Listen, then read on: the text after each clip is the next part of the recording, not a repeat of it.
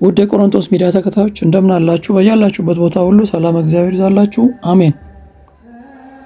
የኦርቶዶክስ እምነት ተከታዮች በሙሉ በያላችሁበት ቦታ ሁሉ ሰላም እግዚአብሔር ይዛላችሁ። አሜን። በዛሬው መርሃ ግብሬ ደግሞ ማካፈላችሁ ስለ ጽጌ ወርሃ ጽጌን በተመለከተ ይሆናል። ወርሃ ጽጌ የእመቤታችን ስደት የሚታሰብበት ወር ነው። በዚህም ወቅት እኛ ኦርቶዶክሳውያን ወደንና ፈቅደን በልዩ ፍቅር መከራዋን ያስብን በጾም በጸሎት በቤተ መቅደስ ማህሌት የምናሳልፍበት ወቅት ነው። በዚህ ወቅት ፈቅደው የሚጾሙ አሉ፣ የማይጾሙም አሉ። የሚጾሙት ግን የማይጾሙትን መንቀፍ የለባቸውም። ራሳቸው ወደው ፈቅደው የሚጾሙት ጾም ስለሆነ ለራሳቸው ጥቅም ነውና፣ ሌሎች ደግሞ አልጾሙም በሚል ደግሞ ወቀሳም አይገባም። ዝም ብሎ በራስ መጾም ነው ማለት ነው። የጾሙ ምክንያቶች በጣም በጥቂቱ ለማስታወስ ያህል እንዲህ አድርገን እንናገራለን። ጽጌ ማለት አበባ፣ የፍሬ ምልክት፣ ውበት፣ ደምግባት ያለው ጽጌ የኒ ፍሬ ክብር ወስብዓተ ጽጌ ድንጉላተ ርእዩ ጽጌያተ ገዳመ አስርጎካ ለምድረ በስነ ጽጌያት ይለናል። የኪዳነ ወልድ መዝገበ ቃላት ሲፈታው በዚህ መልክ ይፈታዋል ጽጌን።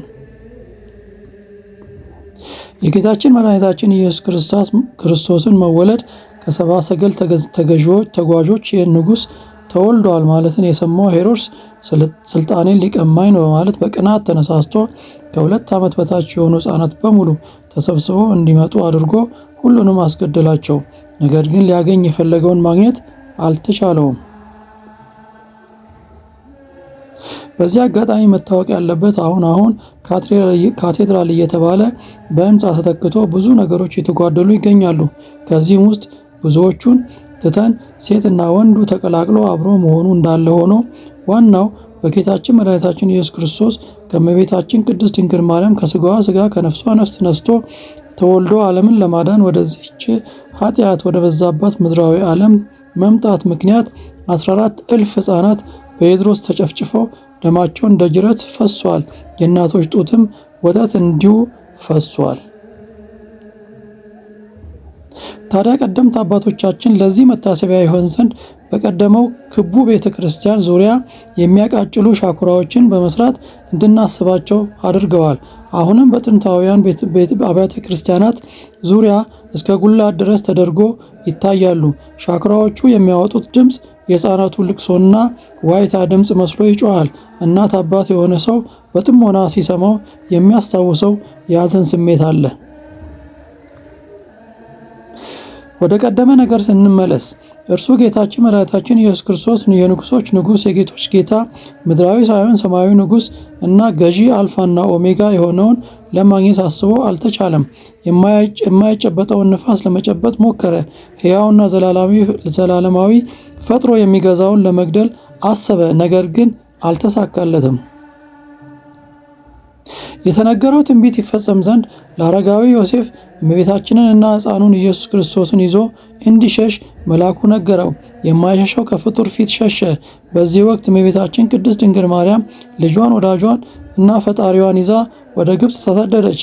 በወቅቱም ሰሎሜና አረጋዊ ዮሴፍ አብረዋት ነበሩ። ይህንን በመጽሐፍ ቅዱስ ስናየው ማቴዎስ 2:13 እነርሱም ከሄዱ በኋላ እነሆ የጌታ መላእክት በሕልም ለዮሴፍ ታየው። ሄሮድስም ሕፃኑን ሊገለው ይፈልገዋልና ተነሳና ሕፃኑንና እናቱን ይዘህ ወደ ግብፅ ሽሽ፣ እስክነግርህም ድረስ በዚያ ተቀመጥ አለው። በዚህ የስደት ወቅት የሕይወት ውሃ ለዓለም የሚያጠጣው እናቱ ተጠማች። እስራኤላውያንን በምድረ በዳ መና በላያቸው ላይ አዝንቦ የመገበ እናቱ ተራበች። በእርሱ ኃይል ወደ ፈለገው የመሄድ ችሎታ ያለው እናቱ በእግር ስትጓዝ ብዙ እንግልት ደረሰባት። እኛ ኦርቶዶክሳውያን ይህንን በማሰብ ከእመቤታችን በረከት ለማግኘት ከመስከረም 26 ቀን እስከ ኅዳር 5 ቀን ድረስ ለ40 ቀናት የፈቃደ ጾም በጊዜው የተፈጸመውን መከራ እያሰብን በፍጹም ፍቅር እንጾማለን። ይህንን በመጽሐፍ ቅዱስ ስናየው ኢዩኤል 2:12 ላይ አሁንስ ይላል እግዚአብሔር በፍጹም ልባችሁ በጾምም በልቅሶና በዋይታ ወደ እኔ ተመለሱ ይለናል።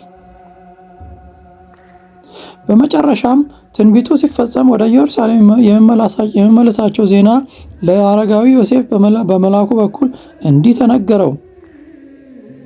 ማቴዎስ 2:20 ላይ የሕፃኑን ነፍስ የፈለጉት ሙተዋልና ተነሳ፣ ሕፃኑንና እናቱንም ይዘ ወደ እስራኤል ሀገር ሂድ አለው። ውድ ቤተሰቦች እመቤታችንን ጾም ምክንያት በማድረግ እግዚአብሔር የጾምነውን ጾም እግዚአብሔር አምላካችን ጾማችንን ተቀብሎ የኃጢአት መደምሰሻ መንግሥተ ሰማያትን መውረሻ ያደርግልን። ከእመቤታችን ምልጃና ጸሎት ይክፈለን። ለፍጻሜው ያብቃን። አሜን። ውድ ቤተሰቦቼ ማህሌቱ በጣም ድንቅና ውብ ምድራዊ የሚመስል ሰማያዊ አገልግሎት የሆነ ሌሊቱን ሙሉ በዚህ በምታዩት መልኩ ሊቃውንቱ በያሬዳዊ ዜማ ወረብ እያመሰገኑ ሌሊቱን ሙሉ ያድራሉና እናንተም ወደዚህ አገር መጣችሁ በዚህ መልክ የናፈቃችሁን ማህሌት፣ የናፈቃችሁን የዕጣን ሽታ፣ የናፈቃችሁን የአባቶችን በረከትና ጸሎት እንድትሰሙ ምኞቴ ነው። እንደ ሁሉም እመኝላችኋለሁ። ሰላም እግዚአብሔር ከእናንተ ጋር ይሁን። በያላችሁበት ቦታ ሁሉ ሰላማችሁ ተጠብቆ በፍቅር በሰላም እንድትኖሩ እግዚአብሔር ጥበቃውና መግቦቱ አይለያችሁ። የእመቤቴ ምልጃና ጸሎት ከእናንተ ጋር ይሁን። አሜን። ይቆየን። ማህሌቱን ተከታተሉ።